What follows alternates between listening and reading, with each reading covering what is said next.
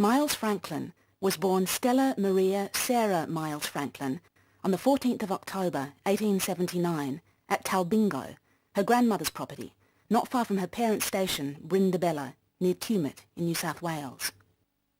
When she was 10, her family was forced by financial circumstances to leave the beloved Brindabella and move to a small farm called Stillwater near Goulburn.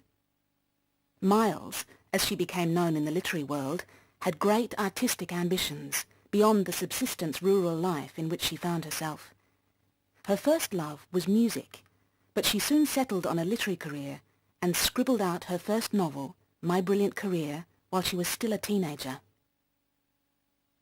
Miles spent several years trying to interest Australian publishers in her novel. Eventually, she sent the manuscript to Henry Lawson, one of her literary heroes. Her letter asked him to run through it and state whether he thought it twaddle, interesting, or trash. Lawson was intrigued, read the manuscript, and took it with him to England in 1900, and in 1901, Blackwoods of Edinburgh published My Brilliant Career. The novel was well received and highly praised for its Australian character at a time of strong nationalistic mood in Australia. While Miles Franklin always claimed that her book was not autobiographical, there is little doubt that Sibylla Melvin's circumstances and character mirror those of Miles herself, particularly the desire to pursue a career and a life independent from marriage and men.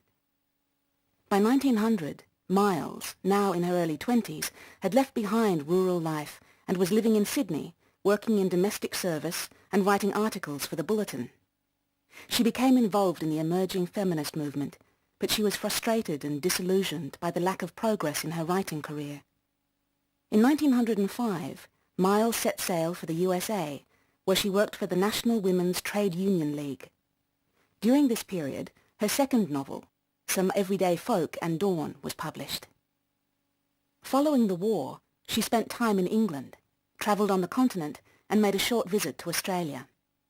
In 1928, her novel, Up the Country, was published under the pseudonym Brent of Binbin.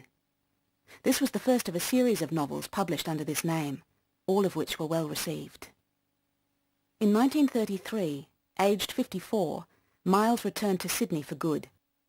She became a prominent figure in the literary scene of the time and took a particular interest in young Australian writers, encouraging them and championing their cause. Several more Brent of Binbin novels were published, as well as the novel My Career Goes Bung, which continued the story of Sibylla Melvin. Miles remained active right up to her death in 1954 at the age of 75. She had never been a wealthy woman, but had lived an exceedingly frugal life. Her will came with a surprise to all who knew her.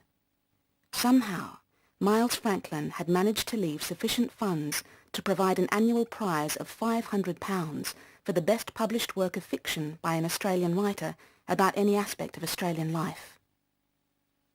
The Miles Franklin Award has brought attention and accolades to many of Australia's greatest writers.